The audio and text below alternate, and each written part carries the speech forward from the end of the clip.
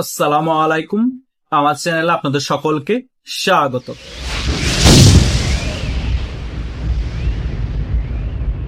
আমার ইউটিউবের অনেক সাবস্ক্রাইবার আমাকে প্রশ্ন করে যে ভাইয়া, এনসিপি একটি চুনুপুটি দল, তবু এনসিপির আসিফ মাহমুদ, হাসনাত আব্দুল্লাহ, পেটলা নাহিদ, ডারবি নাসিরকে বিএনপি এত কেন ভয় পায়? এই ডারবি নাসিররা এবং এনসিপি টোকাই সমন্বয়করা জুলাই আন্দোলন করেছে বিদায় বিএনপি সরকারে এই বিষয়টা চিন্তা করেই কি বিএনপি এই এনসিপি কে ভয় পায়, নাকি অন্য কোনো কারণ আছে? এটা নিয়ে আপনি একটি ক্লিয়ারলি আলোচনা করুন। আজকে এই বিষয়টা নিয়ে একটি ক্লিয়ারলি আলোচনা করব। আশা করছি আপনারা শেষ পর্যন্ত ভিডিওটি দেখবেন, সকল বিষয় একেবারে ক্লিয়ার হয়ে যাবেন। প্রথমত, এই এনসিপির যতগুলো টোকাই সমন্বয়ক আছে তাদের ফেস ভ্যালু আছে। তাদের একটা গাছ তৈরি করে ফেলেছে 5 আগস্ট ষড়যন্ত্রমূলক গণ অভ্যুত্থানের কারণে। তাদের উপর নজর আছে আমেরিকার গোয়েন্দা সংস্থা সিআইএ। এই যতগুলো নাম বললাম সকলকে উপর থেকে বলেন ভিতর থেকে বলেন আমেরিকা সিআইএ সম্পূর্ণ সাপোর্ট করে, সমর্থন করে। সেই কারণে বিএনপি চাইলেও তাদের উপর খুব ইজিলি হাত দিতে পারে না। হয়তো ডিম নিক্ষেপ করে এবং ক্যামেরার নিচে পাশার মধ্যে গিয়ে ঘুষি টুসি মারে, ক্যামেরার সামনে মারে না।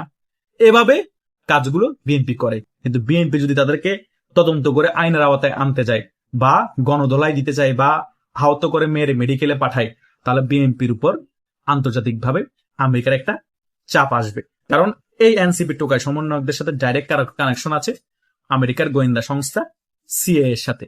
সেই কারণে দেখেন, আসিফ মাহমুদের নামে অনেক অনৈতিক কাজের প্রমাণ থাকার পরও, হাজার হাজার কোটি টাকা লোপাটের প্রমাণ থাকার পরও তার বিরুদ্ধে কোনো ব্যবস্থা নেওয়া হচ্ছে না।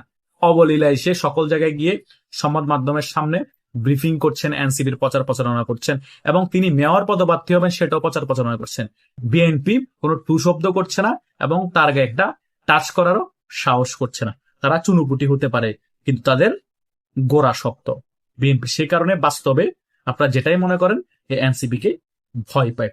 বিএনপি সাংগঠনিক ভাবে বিশাল বড় একটা রাজনৈতিক দল হলো, বিএনপি আওয়ামী লীগকে আন্দোলন সংগ্রামের মাধ্যমে হারাতে পারে নাই। কিন্তু এই টোকায় এনসিপি সমন্বয়করা জামাত মেটিকুলাস ডিজাইন করে দিয়েছে এবং তাদের নেতৃত্বে এত বড় রাঘব বোয়াল রাজনৈতিক দল আওয়ামী লীগকে এবং শেখ হাসিনার মতো প্রভাবশালী নেত্রীকে তারা 5 আগস্ট ষড়যন্ত্রমূলক গণ অভ্যুত্থান করে পতন ঘটিয়েছে। বিএনপি তাদের পিছের সারিতে ছিল।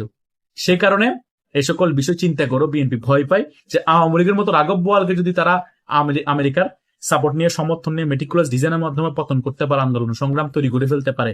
আমরা তো এখনো সাংগঠনিকভাবে আওয়ামী লীগের মতো শক্তিশালী হয়নি, প্রশাসনও এখনো আওয়ামী লীগের আমলের মতো শক্তিশালী না। সো তাদেরকে লাড়ালাড়ি করলে একে তো আমেরিকা নারাজ হবে, দ্বিতীয়ত তারা যদি আমাদের বিরুদ্ধে আন্দোলন সংগ্রাম করে আমাদেরকে ফেলে দেয় তাহলে আমাদের আওয়ামী লীগের মতো অবস্থা হবে। আমেরিকা ডিপ স্টেটের মাধ্যমে এই জামাত এবং এনসিপি কে ক্ষমতায় বসিয়ে দিবে। বিএনপি এই সকল বিষয়কে মাথায় রেখেই এদের সাথে লাড়ালাড়ি করতে চায় না, জামাতের সাথেও ঠেলাঠেলি করতে চায় না। জামাত এবং এনসিপি ক্ষমতায় না থেকেও তারা ক্ষমতায় আছে।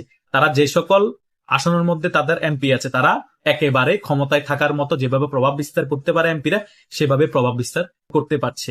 সে সকল জায়গার এসপিরা বলেন, ওসিরা বলেন, তাদের কথার বাইরে যাওয়ার কোনো সুযোগ নাই।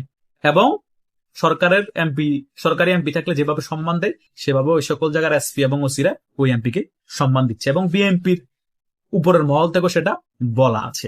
আমি তো আপনাদেরকে সেজন্যই বলেছি জামাত, এনসিপি এবং এই বিএনপি জোটটাকে আলাদা করার কোন স্কোপ নাই, সরকারি দল বিরোধী দল বলার কোন স্কোপ নাই। তারা একটাই রাজনৈতিক দল, একটাই জোট এবং একটাই সরকার। তারা সংসদে জাস্ট লোক দেখানোর জন্য সরকারি দল বিরোধী দল হয়েছে, তাছাড়া আর কিছুই না। এটাই হচ্ছে রিয়েলিটি। তাই এতদিন আপনাদের যেটা কনফিউশন ছিল আদৌ কি বিএনপি ভয় পায়? হ্যাঁ, বিএনপি এনসিপি কে ভয় পায়, জামাতকে ভয় পায়। এটা রাজনৈতিকভাবে মোকাবেলা করতে ভয় পায়। কারণ রাজনৈতিকভাবে যদি এনসিপি এবং জামাতের সাথে মোকাবেলা করতে যায় বিএনপি টিকবে না।